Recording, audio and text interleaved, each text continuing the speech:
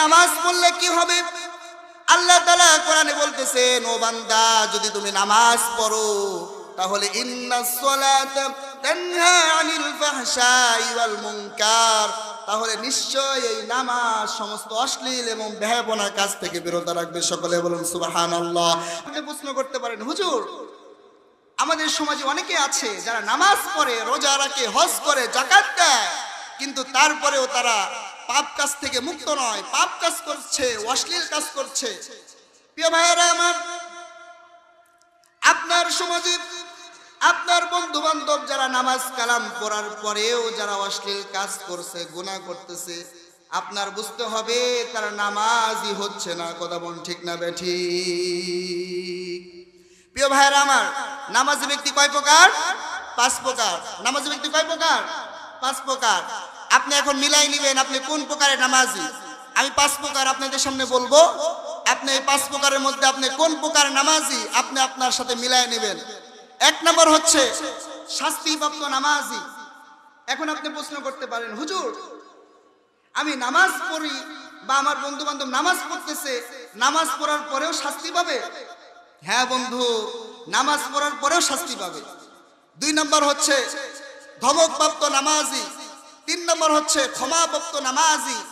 4 নম্বর হচ্ছে সওয়াবপ্রাপ্ত নামাজি। 5 নম্বর হচ্ছে নৈকট্যপ্রাপ্ত নামাজি। সকলে বলুন সুবহানাল্লাহ। প্রিয় ভাইয়েরা আমার, নামাজি ব্যক্তি 5 প্রকার। প্রথম নাম্বার হলো শাস্তিপ্রাপ্ত নামাজি, যে নামাজি নামাজ পড়ার পরেও শাস্তি পাবে। এখন আপনি বলতে পারেন, হুজুর, এটা আবার কোন নামাজি? এটা আবার কোন নামাজি যে নামাজ পড়ার পরেও শাস্তি আওতাভুক্ত হবে, শাস্তি পাবে? প্রিয় ভাইয়েরা আমার, আপনারা খেয়াল করবেন, যে সমস্ত মুসল্লি, যে সমস্ত নামাজি বছরে কোনো নামাজ পড়ে না, মসজিদে যায় না, এমনকি ঈদের দিনও নামাজ মিস করে, কোন ঈদের নামাজ পড়ে, কোন ঈদের নামাজ পড়ে না, আবার 5 ওয়াক্ত নামাজ পড়ে না, আবার মাঝে মধ্যে শুক্রবারের দিন নামাজ পড়তে মন চাইলে মসজিদে যায়, কিন্তু যাওয়ার সময় যায় সবার শেষে এবং বের হয় সবার আগে। যায় সবার শেষে যাওয়ার পরে ইমাম সাহেব যখন আল্লাহু আকবার বলে হাতটা বাঁধে, সে ইমাম সাহেবের সাথে সেও আল্লাহু আকবার বলে হাতটা বাঁধার পরে সাথে সাথে তার মনটা আর নামাজে থাকে না, তার মনটা বাইরে চলে যায়। এই নামাজি নামাজ পড়ার পরেও সে শাস্তিপ্রাপ্ত হবে, আল্লাহ তাআলা তাকে শাস্তি দিবে। কারণ এই নামাজ তারে কেমনে ফিরাবে? সে তো 5 ওয়াক্ত নামাজও পড়ে না, মাঝে মধ্যে জুমার নামাজও ছুটে যায়, ঈদের নামাজও ছুটে যায়, নামাজের সময় তার কোনো খবর নাই। আবার নামাজ যদি পড়ে, নামাজ পড়তে এসেও নামাজ নিয়ত বাঁধার পরেও দুনিয়ার মধ্যে নামাজের মধ্যে আর মন থাকে না, মনটা তার বাহিরে চলে যায়। এটা হলো 1 নম্বর নামাজি। এই নামাজি নামাজ পড়ার পরেও শাস্তিপ্রাপ্ত হবে, আল্লাহ তাআলা তাকে শাস্তি দিবে। 2 নম্বর নামাজি হচ্ছে ধমকপ্রাপ্ত নামাজি। এই নামাজি সারা বছর নামাজ পড়ে, 5 ওয়াক্ত নামাজ মসজিদে গিয়ে পড়ে, কিন্তু ওযু করে সুন্দরভাবে মসজিদে গিয়ে ওযু করার পরে নামাজের কাতারে দাঁড়ায়। ইমাম সাহেব যখন আল্লাহু আকবার বলে হাতটা বাঁধে, সেই ইমাম সাহেবের সাথে আল্লাহু আকবার বলে যখন হাতটা বাঁধে, হাতটা বাঁধার পরে তার মনটা আর নামাজে থাকে না, তার মনটা নামাজের বাইরে চলে যায়। 1 নম্বর নামাজি কি বললাম? মাঝে মধ্যে মসজিদে আসে এবং তার মনটা নামাজের বাইরে চলে যায়। আর 2 নম্বর নামাজি হচ্ছে 5 ওয়াক্তই মসজিদে আসে কিন্তু তার মনটা বাইরে চলে যায়। এই নামাজি নামাজ পড়ার পরেও ধমকপ্রাপ্ত হবে। সকলে বলেন নাউজুবিল্লাহ।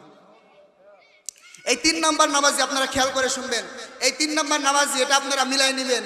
এটা হওয়ার আমি যদি চেষ্টা করি, আমরা যদি সকলে চেষ্টা করি, তাহলে এই 3 নম্বর নামাজি হতে পারবো। এই জন্য 3 নম্বরটা আপনারা ভালো করে শুনবেন। প্রিয় ভাইরা আমার, 3 নম্বর নামাজি হচ্ছে 5 ওয়াক্ত নামাজ মসজিদে গিয়ে পড়ে, সুন্দর করে ওযু করে, মসজিদে ঢোকার পরে মসজিদে ঢোকার দোয়া পড়ে, মসজিদে ঢোকার দোয়া পড়ার পরে মসজিদে যাওয়ার পরে তাহিয়াতুল মসজিদ 2 রাকাত নফল নামাজ পড়ে। নামাজ পড়ার পরে ইমাম সাহেব যখন কাতার সোজা করতে বলে, সেও ইমাম সাহেবের সাথে কাতারটা সোজা করে। ইমাম সাহেব যখন আল্লাহু আকবার বলে তার হাতটা বাঁধে, সেও ইমাম সাহেবের সাথে আল্লাহু আকবার বলে হাতটা বাঁধে। হাতটা বাঁধার পরে তার মনটা শয়তান ঘুরাইয়া ফিরাইয়া নানা প্ররোচনা দিয়ে, নানা ধোঁকা দিয়ে তার মনটা শয়তান নামাজের বাহিরে নিয়ে যায়। প্রিয় ভাইরা আমার, 3 নম্বর নামাজি, তার মনটা শয়তান যখন ঘুরাইয়া ফিরাইয়া নামাজের বাহির থেকে, নামাজের মধ্য থেকে যখন তার মনটা যখন নামাজের বাহিরে নিয়ে যায়, ওই ব্যক্তি শয়তানের সাথে যুদ্ধ করে, শয়তানের সাথে লড়াই করে, আবার সে মনটা ঘুরাইয়া ফিরাইয়া আবার সে নামাজের মধ্যে নিয়ে আসে, আল্লাহর দিকে রুজু হয়ে যায়। আবার শয়তান নানা রকম করে ধোঁকা দিয়ে তার মনটা নামাজের বাহিরে নিয়ে যায়। আবার শয়তানের সাথে নানা রকম করে শয়তানের সাথে যুদ্ধ করে তার মনটা আবার আল্লাহর দিকে ফিরায় দেয়, নামাজের মধ্যে ফিরায় দেয়। আবার বাহিরে শয়তান নিয়ে যায়, আবার সে নামাজের মধ্যে নিয়ে আসে। আবার শয়তান বাহিরে নিয়ে যায়, আবার সে নামাজের মধ্যে নিয়ে আসে।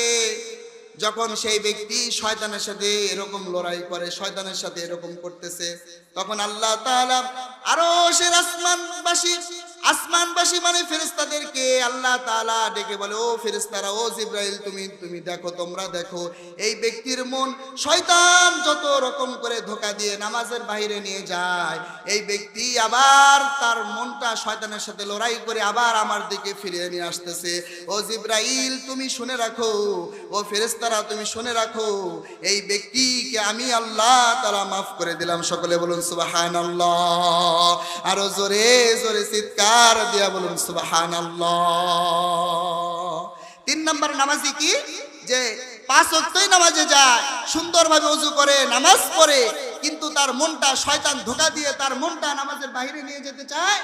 আবার সে শয়তানের সাথে লড়াই করে, আবার সে নামাজের মধ্যে নিয়ে আসে, আবার নিয়ে যায়, আবার নিয়ে আসে। এই নামাজিকে হাদিস শরীফে বলা হয়েছে, এই নামাজিকে বলা হয় সলাতুল মাগফুর। এই নামাজি নামাজ পড়লে আল্লাহ তাআলা এই নামাজিকে মাফ করে দিবে। সকলে বলুন সুবহানাল্লাহ। 4 নম্বর নামাজি হচ্ছে সলাতুল আউলিয়া, ওলিদের নামাজ। এই নামাজি নামাজ পড়ার সাথে সাথে সওয়াব প্রাপ্ত হয়। সকলে বলুন সুবহানাল্লাহ। কারণ আল্লাহর ওলি যারা আল্লাহর সাথে সম্পর্ক, সালিহিন, সিদ্দিকিন, যারা আল্লাহর সাথে গভীর সম্পর্ক হয়ে গেছে, আল্লাহর ওলি হয়ে গিয়েছে, তারা নামাজ পড়ার সাথে সাথে আল্লাহ কেমন যেন তারা এমন করে নামাজ পড়ে যেন আল্লাহ তাআলা তাদেরকে দেখছে, এবং এমন করে নামাজ পড়ে যেন তারা আল্লাহকে দেখছে। সকলে বলুন সুবহানাল্লাহ।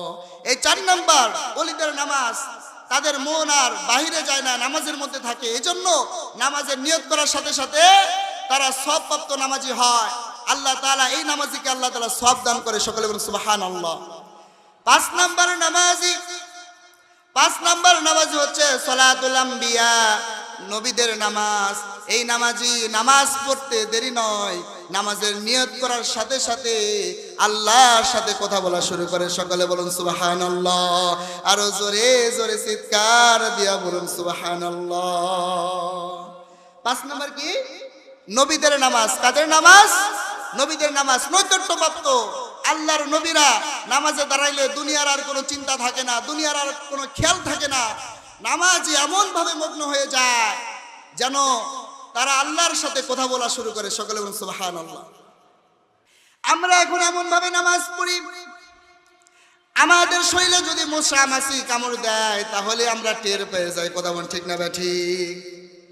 কিন্তু মক্কার মরুভূমিতে সাহাবায়ে কেরাম যখন নামাজে দাঁড়াইতেন, তারা এমন ভাবে নামাজের মধ্যে মগ্ন থাকতেন, ওই মরুভূমির পাখিগুলো সাহাবায়ে কেরামের ঘাড়ের উপর বসে যেতেন, মরুভূমির খেজুর গাছ মনে করে। সকলে বলুন সুবহানাল্লাহ।